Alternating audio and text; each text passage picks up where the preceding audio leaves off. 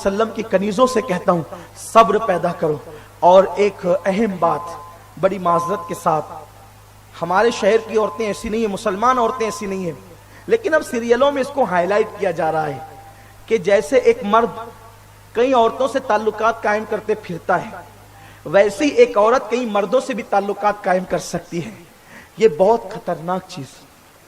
किसी ने दौलत की लालच दी, किसी ने जेवर की लालच दी, किसी ने माल की लालच दी, बल्कि कभी कभी किसी बदबख्त ने शादी की लालच दी। क्या इस गरीब के साथ मुसीबतें उठा रही है, मेरे पास तो इतना माल है, मेरे पास तो इतनी दौलत है, और क्या इस जो है वो बदसूरत के साथ रह रही है, देख मैं कितना खूबसूरत हूं।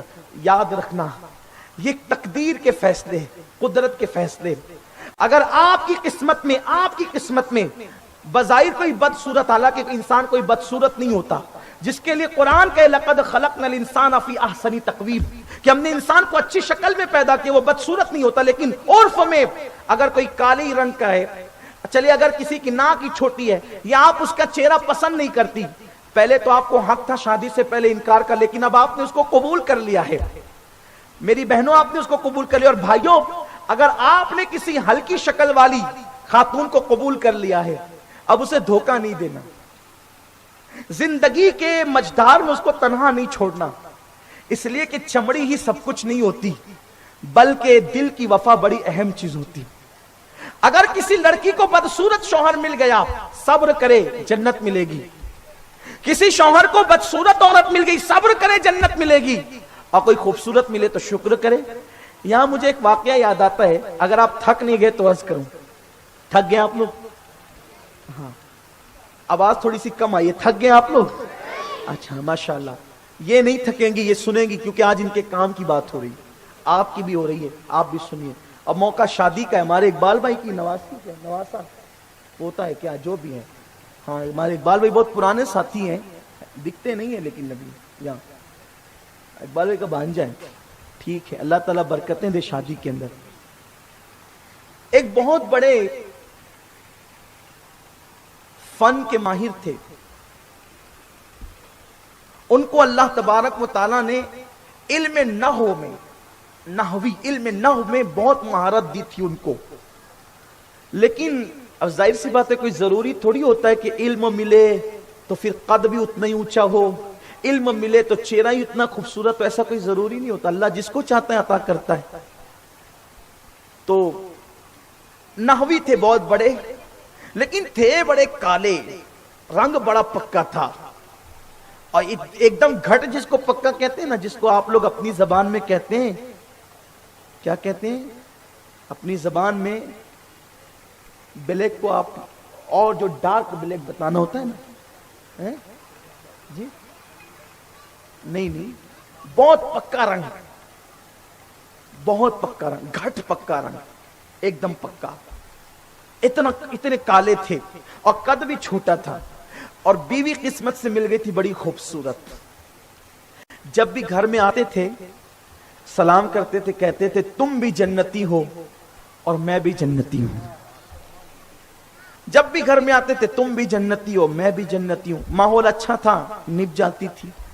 एक दिन थोड़ी सी नाराज हो गई थी बीवी, हमेशा के मामूल की तरह कहने लगे कि तुम भी जन्नती हो हम भी जन्नती। का ये पहाड़े के अलावा कुछ और भी याद किया है?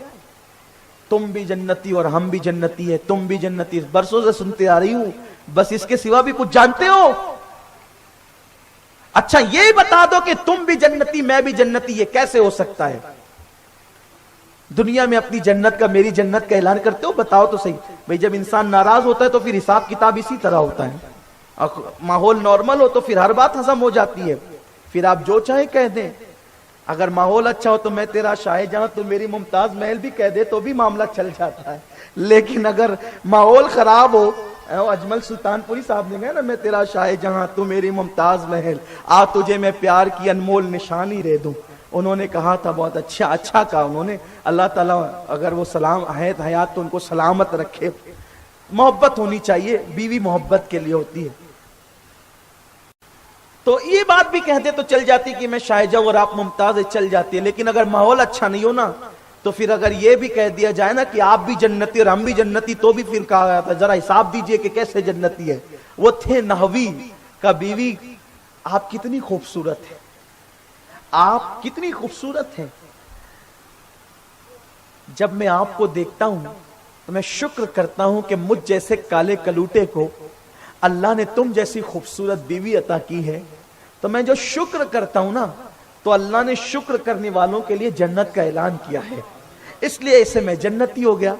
اور تم جب مجھ پہ نظر ڈالتی ہوگی، اتنا کالا کلوٹا اتنی خوبصورت عورت کو مل گیا، تو تم صبر کرتی ہوگی، تم صبر کرتی ہوگی، اور صبر کرنے والوں کے لیے بھی اللہ نے جنت کا اعلان کیا ہے۔ تو تم مجھے دیکھ کے صبر کرتی ہو اس لیے تمہیں جنت ملے گی، اور میں تمہیں دیکھ کر شکر کرتا ہوں اس لیے مجھے بھی جنت ملے گی، مجھے شکر کی بنیاد پہ اور تمہیں صبر کی بنیاد پہ۔ تو دیکھو ایسا بھی ہوتا ہے، تو کبھی کوئی لالچ دے نا کوئی بدبخت کہ میرے پاس یہ ہے اور یہ ہے اور یہ ہے، کبھی نہیں، کبھی نہیں، کبھی نہیں۔ ایک عورت کے لیے سب سے قیمتی سرمایہ، سب سے قیمتی سرمایہ اس کی حیا ہوتی ہے، اور یاد رکھنا حیا اگر چلی جائے تو کسی بازار سے آپ خرید کر کے نہیں لا سکتی۔ اور یہ بھی یاد رکھنا جو عورتیں، توجہ، جو عورتیں اپنے شوہر کو دھوکہ دے کر اس کا گھر اجاڑ کر کہیں اپنا گھر بساتی ہے، وہ کبھی سکون سے نہیں رہتی، اور جو شوہر اپنی بیوی کا گھر اجاڑ کر اگر اپنا گھر بساتا ہے تو وہ بھی کبھی سکون سے نہیں رہتا۔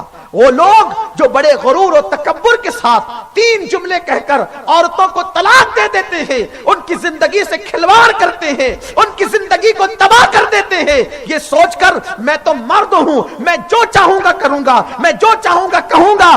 کسی نے کہا ہے نا کہ مجھے طلاق تو دے رہے ہو قہر و غرور کے ساتھ، غرور و قہر کے ساتھ، میرا شباب کی لوٹا دو، میرے مہر کے ساتھ اپنی مردانگی پہ ناز کرنے والے اگر معاذ اللہ کسی کے حسن، کسی کی جوانی کے ساتھ کھلواڑ کریں گے، جب جوانی ہمیشہ نہیں رہے گی۔ ہم نے ان بدبخت لوگوں کو دیکھا ہے جنہوں نے جوانی میں بلا عذر شرعی بیوی کو طلاق دیا، اس کی زندگی سے کھلواڑ کیا، بلکہ کئی عورتوں کی زندگی سے کھلواڑ کیا۔ جب وہ بستر پہ لیٹتے ہیں انہیں سکون کی نیند نہیں آتی، وہ موت مانگتے ہیں انہیں موت نہیں آتی، وہ دیواروں سے سر ٹکراتے ہیں ان کو چین نہیں آتا، وہ خودکشی کرنے کے پلان بناتے ہیں پھر بھی ان کو موت نہیں آتی۔ میں اپنے جوانوں سے کہتا ہوں کسی کی زندگی کو تباہ کرنے سے بڑھ کر کوئی گناہ نہیں۔ سرکار غریب نواز عطائے رسول نے فرمایا دلوں کو خوش کرنے سے بڑی کوئی نیکی نہیں، اور دلوں کو توڑنے سے بڑھ کر گناہ کوئی گناہ نہیں۔ ذرا سوچو اگر کسی لڑکی کو طلاق دے دیا جاتا ہے، ایک ایک سیکنڈ اس کا موت سے بدتر گزرتا ہے، ہر پل جیتی ہے، ہر پل مرتی ہے، ہر پل جیتی ہے، ہر پل مرتی ہے۔